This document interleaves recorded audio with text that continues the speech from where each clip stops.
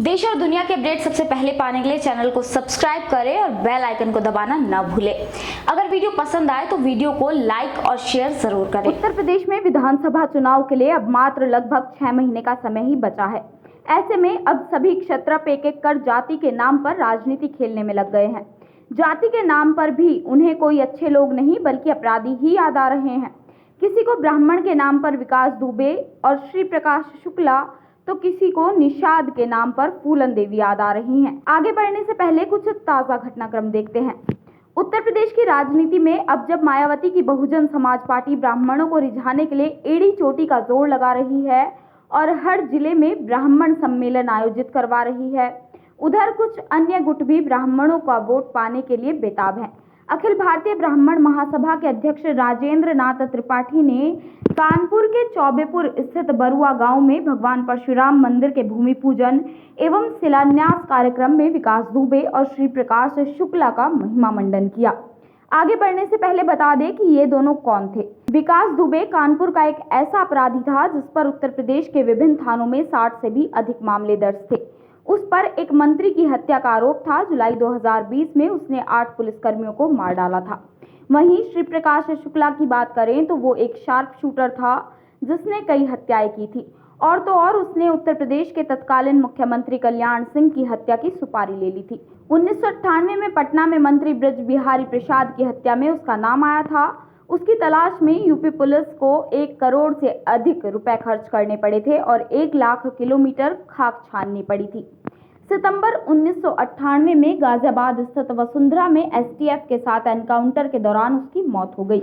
आश्चर्य तो तब होता है जब राजेंद्र नाथ त्रिपाठी जैसे नेताओं को विकास दुबे तो याद आते हैं, लेकिन देवेंद्र मिश्रा नहीं। वही डीएसपी देवेंद्र मिश्रा जो विकास दुबे को गिरफ्तार करने गए थे, उन्हें दुबे व उसके गुर्गों ने बेरहमी से मार डाला था। त्रिपाठी जैसे लोगों को राकेश तिवारी नहीं याद आते। वे वही व्यक्ति थे जिनकी सबसे पहले श्री प्रकाश शुक्ला ने हत्या की थी। क्या इन अपराधियों ने हत्या से पहले देवेंद्र मिश्रा और राकेश तिवारी की जाति पूछी? नहीं। फिर दर्जनों निर्दोषों को मार गिरा चुके इन अपराधियों के लिए जाति के ठेकेदारों के मन में प्यार क्यों उमड़ता है? जब बात ब्राह्मणों की हो तो इन्हें बलिया में जन्मे मंगल पांडे क्यों नहीं याद आते?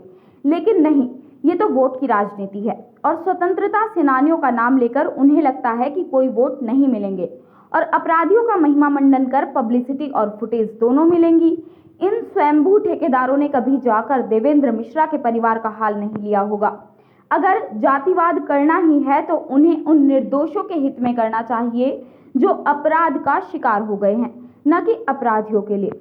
इसी तरह विकास दुबे के मारे जाने के बाद भी उसके समर्थन में माहौल बनाया गया था और योगी आदित्यनाथ की सरकार को बदनाम करने के प्रयास हुए थे।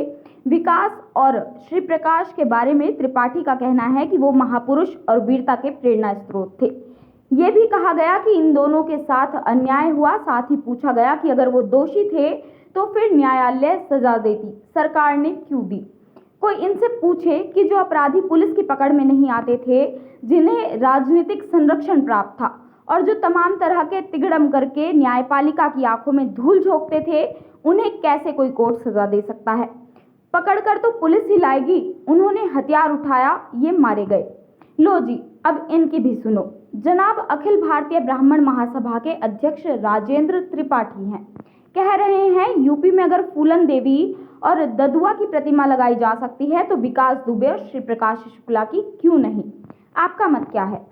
इसी तरह खुद को सन ऑफ मल्लाह कहने वाले बिहार के नेता और वीआईपी पार्टी के अध्यक्ष मुकेश सहनी भी सोच रहे हैं कि उत्तर प्रदेश में डकैत फूलन देवी की प्रतिमा लगाकर ही वोट मिलेंगे।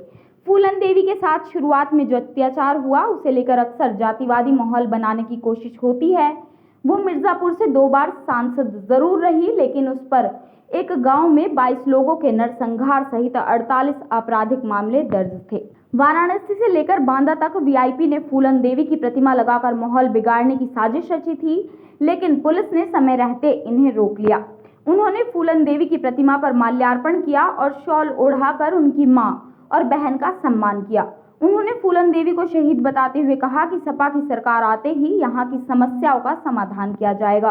कुछ दिनों पहले कांग्रेस नेता जतिन प्रसाद भाजपा में शामिल हुए, जिसके बाद से ही अन्य दलों ने रिझाने की राजनीति शुरू कर दी है, क्योंकि उन्हें डर है कि जिस तरह से भाजपा को हिंदुओं का हाथ मिल रहा है, ब्राह्मणों को तोड़े बिना वो उसे नहीं रोक पाएंगे। ओम प्रकाश राजभर पहले से ही अपनी पार्टी को राजभर समुदाय का ठेकेदार मानते हैं। साथ ही वो असदुद्दीन ओवैसी के साथ उस गाजी मियां की मजार पर भी जाते हैं जिसे राजा सुहेल देव ने मार गिराया था। राजभर समुदाय राजा सुहेल देव को अपने समाज का मानता है और उनका अत्यधिक सम्मान करता है। ओवैसी भी मुस्लिम वोटों की जुगत में है। सपा किस तरह यादवों और बसपा दलितों से खुद को जोड़ती रही है, छिपा नहीं है।